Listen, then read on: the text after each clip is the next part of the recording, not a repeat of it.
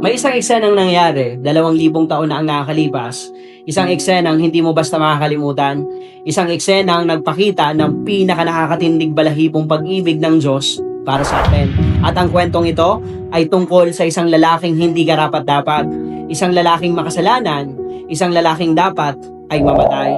Ang pangalan niya, Barrabas. Si Barrabas ay isang kilalang kriminal, rebelde, mamamatay tao. Hinuli siya, nakaposas, marumi at makasalanan. At may isang sentensya sa kanya. Ano yon? Kamatayan sa krus. Alam ni Barrabas kung ano ang naghihintay sa kanya. Kamatayan dahil sa kanyang kasalanan.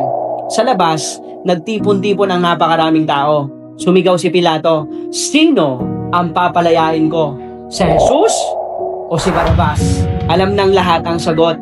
Dahil malinaw, si Barrabas makasalanan. Si Jesus, walang kasalanan. Pero sa araw na iyon, may nangyaring hindi kapanipaniwala. Sumigaw ang tao, palayain si Barrabas at ipako si Jesus. At nung marinig yon, kumislap ang mata ni Barrabas. Hindi niya maintindihan. Siya ang papalayain at ang ipapako ay ang inosenteng sa Jesus. Tinanggal ang kadena ni Barrabas at habang bumabagsak ayon sa lupa, may parang malakas na boses na tumawag, "Ikaw ang dapat mamatay, pero ako ang sasalo."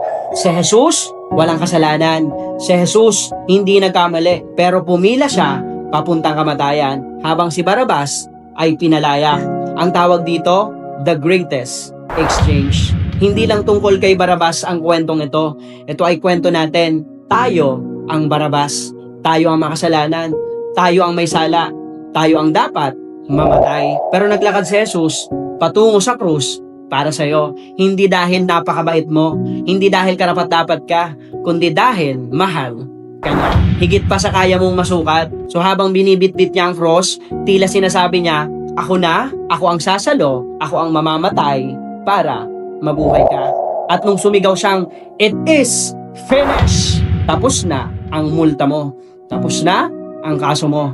Pinalaya ka, pinili ka, tinubos ka sa kasalanan mo. Kaya hanggang ngayon, 2,000 taon na ang nakalipas, pero umieko pa rin ang ginawa ni Jesus sa cross, yung greatest exchange.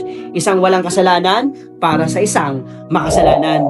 Isang perpektong anak ng Diyos para sa isang Barrabas na tulad natin. At ang tanong ngayon, ano ang gagawin mo sa kalayaang binigay niya sa'yo? Hindi niya hiningi ang perpekto, hinihingi niya lang ang puso mo.